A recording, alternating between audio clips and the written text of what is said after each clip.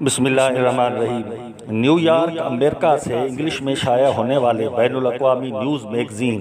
Time 98 سال قبل 1923 میں شروع ہوا۔ 1.6 ملین کی سرکولیشن رکھنے والا ٹائم پوری دنیا میں پڑھا جاتا ہے۔ اس وقت ایڈورڈ فیسنتھل ٹائم کے 15ویں ایڈیٹر ان چیف ہیں۔ ٹائم میگزین کے نقطہ نظر اور پالیسیوں کے قطع نظر سرزمین سندھ پاکستان میں برطانوی راج کے خلاف منظم حر تحریک اور شہید پیر صاحب سورہ بادشاہ کے حوالے سے ٹائم کے 2 شماروں کا مختصر جائزہ پیش کرتے ہیں۔ ٹائم کا پہلا شمارہ 15 جون 1942 کا ہے، جس میں خبر ہے پیر حر یعنی پیر پگاروں کے حر۔ اس خبر میں انتہائی بدنیتی اور غلط بیانی کا مظاہرہ کرتے ہوئے الزامات لگائے گئے ہیں کہ حر اپنے پیر کو خدا سمجھتے ہیں اور ان کی مساجد کا قبلہ پیر کی طرف ہوتا ہے،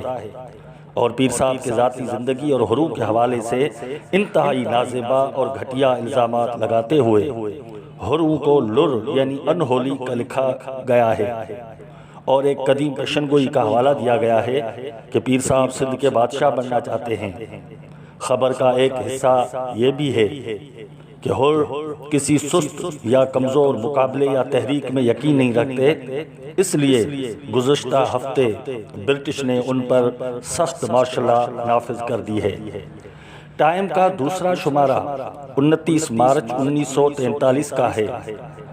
جس میں خبر ہے حر لوز پیر یعنی حرو نے پیر کو گنوا دیا۔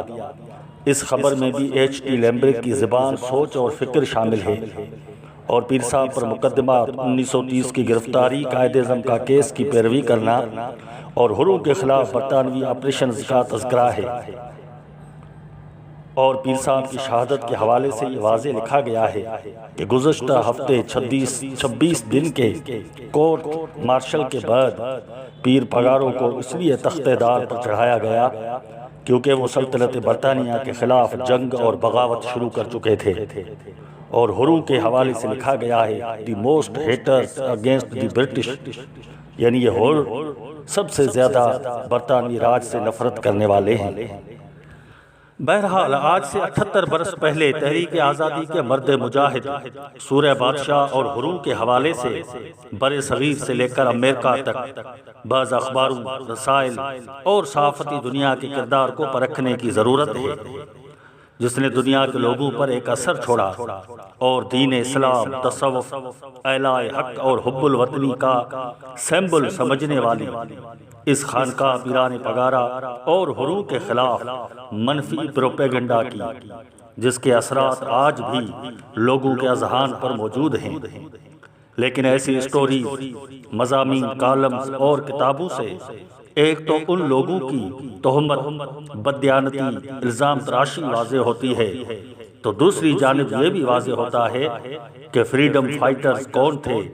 اور حقیقی ٹیررسٹ کون تھے۔